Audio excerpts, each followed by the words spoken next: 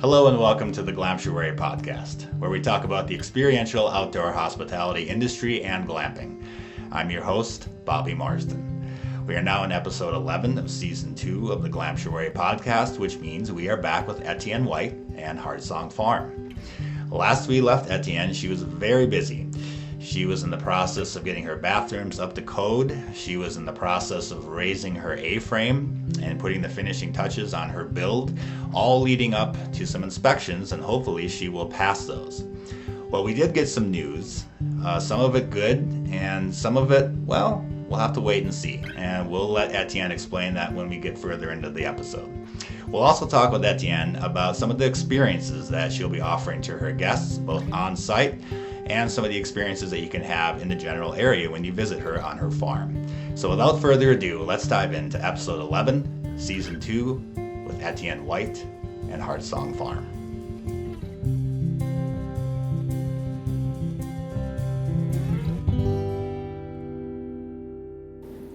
Hi Etienne, good to see you again.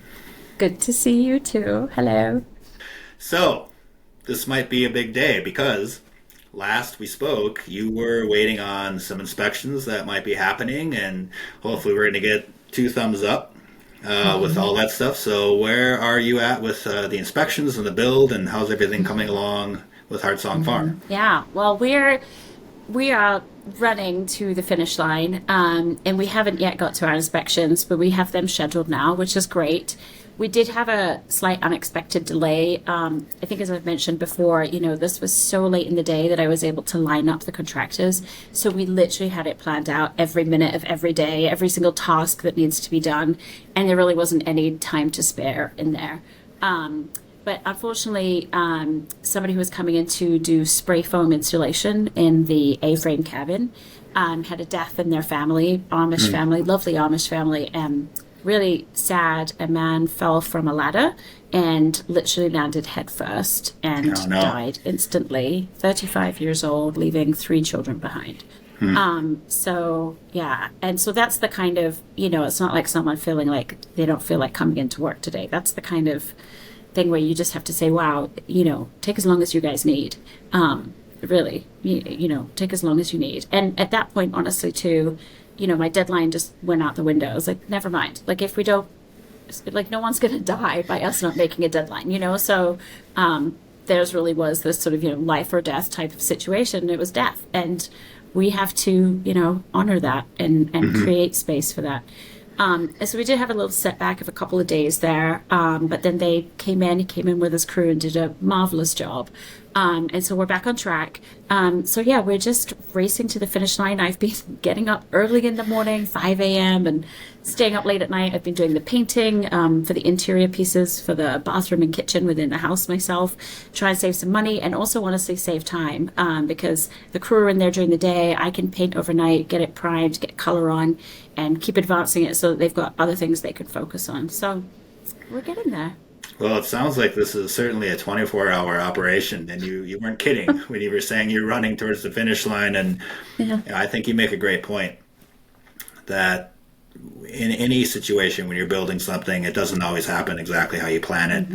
And it's not always about what happens in the moment, it's how you respond to what happens in that moment. And so I applaud how you responded, obviously, in that situation where there was a death. And you're certainly right that the world will keep spinning, and you'll be able to get up and have another day and another go at it the following day, as long as you approach it from a positive perspective. And it sounds like you're doing that. And sooner or later, there's going to be a cheese cabin that's open to the public, and you want to make sure it gets done right. So it sounds like we'll be waiting to hear the good news, hopefully in the next episode, when we talk about inspections. But in the meantime, it sounds like you're plugging along, and so that's exciting. And there's one thing I think that we haven't really talked about, and this might be a good time to do it, and that's all of the additional experiences and things that a guest would be able to do if they come and stay with you. The cheese cabin is a portion of that, and it's an important aspect because that's the structure that they'll be sleeping in. But when they're awake, they're going to be probably doing some really cool things. So let's talk about what kinds of fun things that guests can do on Heartsong Farm when they come and visit you. Yeah, I'll actually start. I'm going to kind of answer your question in a more macro way to begin with, which is about the region. So it's a very specific bioregion. It's very unique. It has unique ecosystem, unique set of subspecies. In some instances, it's a part of the Midwest that did not get flattened by the glaciers, and it's known as the driftless. And so there is a ton of great things to do in the driftless region. And then proximity to the farm, we have a fantastic outdoor, based in the forest, Shakespearean theatre company of fantastic acting that rivals anything I've seen in New York or London, actually. We have Taliesin, Frank Lloyd Wright's home. We have Wisconsin's very first town. It was the first one to be built and populated, and lots of historic places to visit, as well as obviously, rivers to coast and float down, and lakes, and great, kind of recreational opportunities. So it is somewhat of a tourist destination already, and so you get to stay on the farm and have access to the region itself. But then, yeah, specifically with the farm, there's a lot that I'm wanting to do, and we'll see what the interest is around it, and I'll kind of let people's interest sort of lead how it unfolds, really. But for sure, we'll be doing foraging and, experiences on how to live, seasonally and in accordance with the seasons. So seasonal foraging walks. We'll be also offering herbal walks too, because there's a lot of great herbs that are just right there on the farm, growing wild, that people can use and learn about their medicinal benefits too. Obviously we have the sheep, and the sheep free range, so you don't have to walk up to a paddock to go see them. You might open your door in the morning and there'd be one right there. And depending on the season, there's lambing. And so there's little cuddly, cute lambs that you can help bottle feed if there's an orphan or one that's been rejected by their mom, that you get to, kind of hang out with. And then all seasons long, the sheep really like apples as a treat. And so some of them are a little skittish, but others will come right up to you and eat an apple out of your hand. And so really getting to kind of see firsthand how they're living. And for those who are interested, talks about regenerative agriculture and the way that we are using the sheep to help restore what was, conventionally run, a conventionally run farm. And we're looking now at, sheep that, don't have chemical dewormers, for example, which have awful cascading effects on, the bugs, the insects, the waterways. So we're really using the sheep to sort of restore the soil health on the farm, at the same time raising really healthy sheep, because they walk around, they get what they need, they self-medicate. And so for those who are interested, be offering classes and experiences on that too. Like other working farms, you can get up in the morning, and if you don't want to do anything, that's fine. But if you do want to come feed the chickens, collect the eggs, cook the eggs you just collected, that's available too. So really just using it as a way to help people understand better the source of their food and where their food comes from, and the ways that it can be produced in a way that's outside of the sort of industrial ag system. And then too, and we've talked about this on one of the earlier episodes, in the sphere of sustainability where I work, it is very well documented that there is a sort of story of separation, how humans have sort of divorced themselves from nature, and we think of ourselves as two distinct things, as opposed to thinking of humans as being in an ecosystem. And, guess what? At best, we can actually be a beneficial participant in an ecosystem.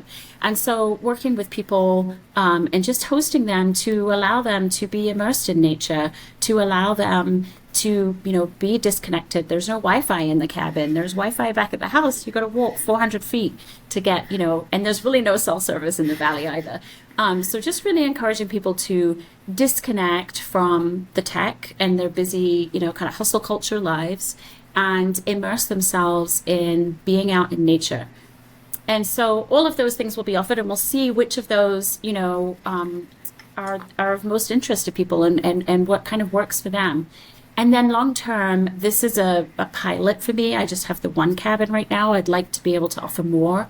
I have a fantastic 1873 stone barn that at some point I would love to renovate and convert. And so the longer term plan really would be to kind of bring both of my worlds together, the sort of professional working world and then the regenerative, farming world, and be able to host executive retreats and nature immersions at the farm and help guide people on their journey of marrying that connection to nature with leadership and decision making in business. Just for one example, Steve Jobs, right? Steve Jobs made his best decisions and had his best meetings while walking outside.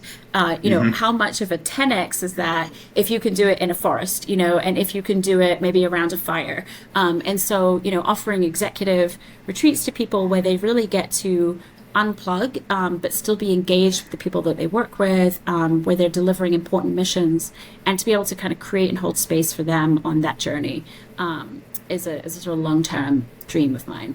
Well, all of that sounds fantastic, and I think I wholeheartedly agree with you on the happier, healthier aspect of what usually happens when you're outside. And it sounds like when you have so many things to engage with and learn from on a farm, it even makes it more possible that you'll leave there happier, healthier, and probably wiser. Hopefully. Well, that would be the hope. I think there's a movement that's gaining momentum now called rewilding, where we just kind of let nature be and do as nature wants to be and do.